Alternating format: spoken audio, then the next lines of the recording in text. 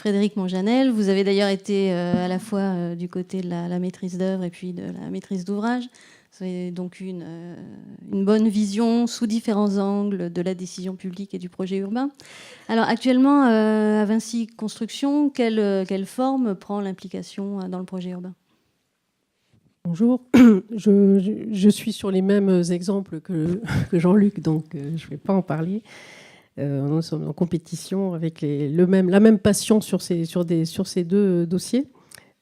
Donc je vais plutôt éclairer avec ce qu'on fait dans le groupe Vinci, la question du projet urbain et de l'innovation. Donc, on a d'abord un think tank dédié à l'innovation qui s'appelle la Fabrique de la Cité et qui est indispensable pour alimenter en contenu, surtout quand on a des questions très, très complexes comme celle de 280 000 m² à Marseille. Il faut du contenu. Et donc ce think tank permet d'alimenter en innovation urbaine et valorise des initiatives pionnières en invitant des chercheurs, des startups, des élus, du monde entier à discuter, à échanger, et ça au cours de plusieurs manifestations annuelles. Et ça, c'est une grande chance chez Vinci d'avoir ce contenu qui nous alimente, nous les opérateurs.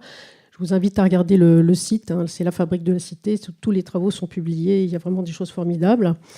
Moi, je suis une grande militante du projet co-construit et co-conçu, parce que aussi de ma formation d'architecte, je pense que c'est le moyen d'être vraiment créatif et d'aller plus loin.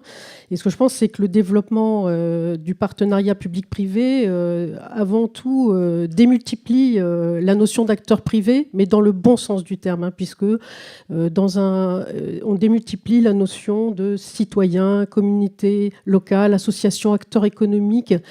Et tous ces acteurs-là, du plus petit privé au plus gros privé, puisque les opérateurs privés aussi sont dans la liste des privés, mais il ne faut pas oublier le citoyen, l'utilisateur, l'acquéreur, l'acteur qui va, le touriste, le marcheur, le promeneur.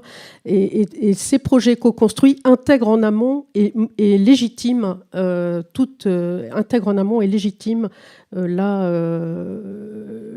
vision de tous ces acteurs. Et ça, il est bien préférable de les intégrer en amont qu'en aval, comme c'est souvent réalisé. Donc ça, c'est une grande force de la co-construction.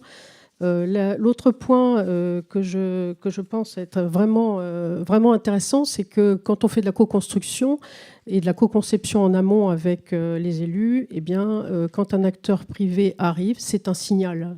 Exemple, on a présenté Brasa tout à l'heure à Bordeaux.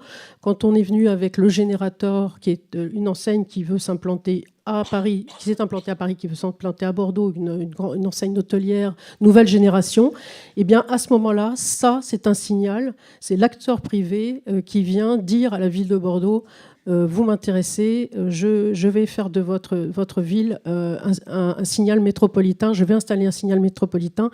Et à ce moment-là, cette liberté-là qui est donnée dans ce contexte de Brasa, puisqu'on nous a demandé d'amener des enseignes, d'être créatifs avec les acteurs, à ce moment-là, cette façon de faire permet à d'autres acteurs de suivre. Vous savez que dès qu'il y a un acteur qui vient, un acteur de ce type-là, les autres vont suivre.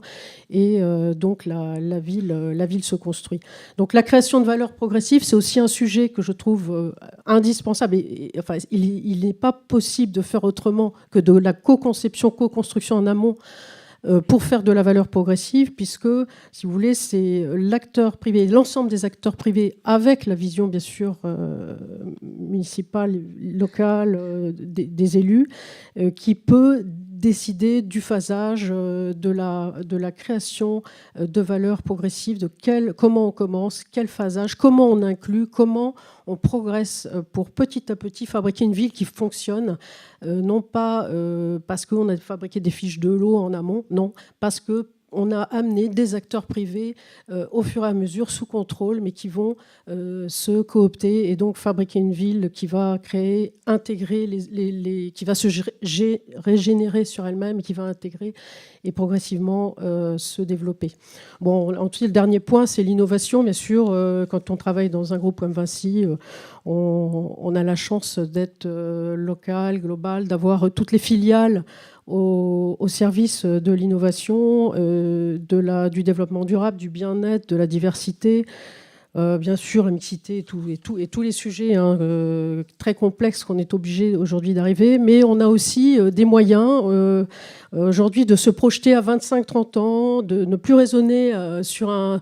Enfin, il faut aider les municipalités, les métropoles à ne plus raisonner sur 500 000 m², mais sur un bassin de vie. Il faut analyser en profondeur ensemble l'évolution des modes de vie, les mutations des bassins d'emploi, les évolutions du marché du tertiaire. J'ai pris des notes, je les lis, les modes de consommation, de l'implantation du commerce, la possibilité de réindustrialisation du territoire, etc. Tout ça doit se partager et doit se partager en amont au sein et au cœur d'un dialogue extrêmement constructif et d'une vision d'un élu ou de plusieurs élus ou d'une collectivité.